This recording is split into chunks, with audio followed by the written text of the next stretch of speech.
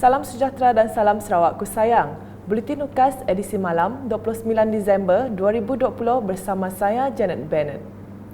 Berita dimulakan dengan sambutan Malam Ambang Tahun Baharu 2021 yang akan diraikan secara berbeza, tidak seperti kelaziman biasa sebelum ini, iaitu dalam situasi norma baharu ekoran pandemik COVID-19. Menteri Pelancongan Kesenian dan Kebudayaan Datuk Abdul Karim Rahman Hamzah memberitahu setelah berbincang dengan Jawatankuasa Pengurusan Bencana Negeri JPBN Sarawak, sambutan kali ini akan diadakan di Stadium Perpaduan Petrajaya Kuching pada 31 Disember ini dengan pematuhan kepada prosedur operasi standard SOP dan kehadiran jumlah pengunjung yang dihadkan. Jelasnya sambutan itu adalah bagi menutup tirai tahun 2020 yang sangat mencabar dan juga bagi menghargai para petugas barisan hadapan di negeri Sarawak. Stadium ini boleh meletakkan 5,000 orang, tapi memandangkan kita perlu comply dengan SOP tertentu. Jadi kita hanya menghadkan jemputan. Mereka yang hadir hanyalah melalui jemputan hanya untuk 1,000 orang sahaja. We are complying strictly with all SOP that are required. That's why those who are coming in, mereka yang akan hadir, mereka akan melalui proses-proses tertentu. Jadi tidak ada timbul isu berkenaan dengan huge crowd. Beliau berkata demikian dalam sidang media Ambang Tahun Baharu 2021 di Stadium Perpaduan Kuching pada Selasa. Dalam pada itu, Datuk Abdul Karim menambah, sambutan tersebut juga akan turut disiarkan secara langsung melalui saluran Astro 122 TV Sarawak TVS dan laman Facebook Unit Komunikasi Awam Sarawak UKAS.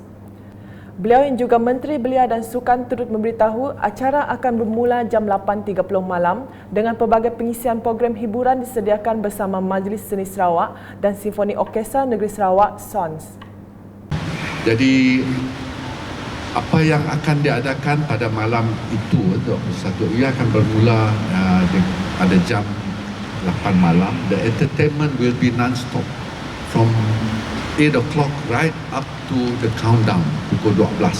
Dan just before the countdown there will be laser show dalam ini. It will be very grand laser show, dan right at the dot there will be a firework display outside which will be played outside from Stadium Negeri. So that's why, and all this will also be shown inside here. What is happening outside there will also be shown inside here, dan juga akan ditunjukkan kepada warga Sarawak dalam melalui TVS dan juga melalui Facebook UKAS. Menurut Datuk Abdul Karim lagi, Ketua Menteri Datuk Patinggi Dr. Abang Abdul Rahman Zohari Tun Datuk Abang Openg turut dijemput bagi sambutan ambang itu. Berita seterusnya, seramai 31 orang peserta telah terlibat dalam projek perintis penanaman nanas jenis keningau diamond di daerah Limbang dengan setiap peserta diberi tanah seluas 1 ekar untuk diusahakan. Menteri Muda Pemodenan Pertanian, Tanah Adat dan Pembangunan Wilayah Sarawak, Datuk Dr. Abdul Rahman Ismail berkata, dalam projek ini setiap peserta telah diberikan kemudahan persediaan tapak seperti pembersihan tapak dan sulur atau benih nanas serta baja. Alhamdulillah, projek ini telah pun bermula pada penghujung tahun lepas, penghujung tahun 2019. Dan sekarang semua peserta telah pun menanam nanas tersebut, dan nampaknya tanah di sini sesuai lah untuk penanaman nanas ini. Nanas varieti terbaru ni. Selepas MD2, kita hendak memperkenalkan nanas apa yang dinamakan keningau diamond.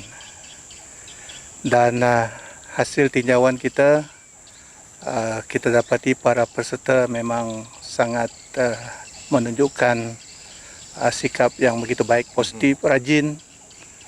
Mereka mengusahakannya setiap hari, dan hasilnya tanaman nanas tumbuh dengan begitu subur.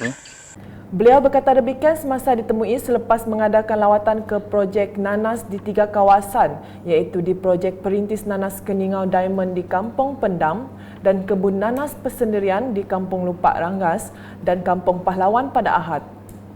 Beliau berharap projek ini akan dapat diperluaskan lagi di kawasan lain di seluruh negeri Sarawak.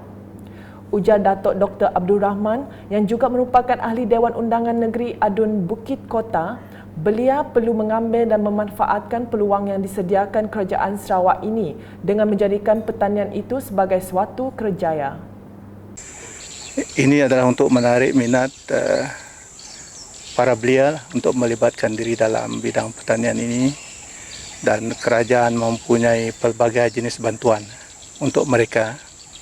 Yang pertama untuk permulaan, subsidi secara berkelompok, secara bersendirian. Kemudian apabila mereka nak memperbesarkan lagi, memerlukan dana, kita membantu dari segi program apa yang dinamakan venture capital untuk mereka memperbesarkan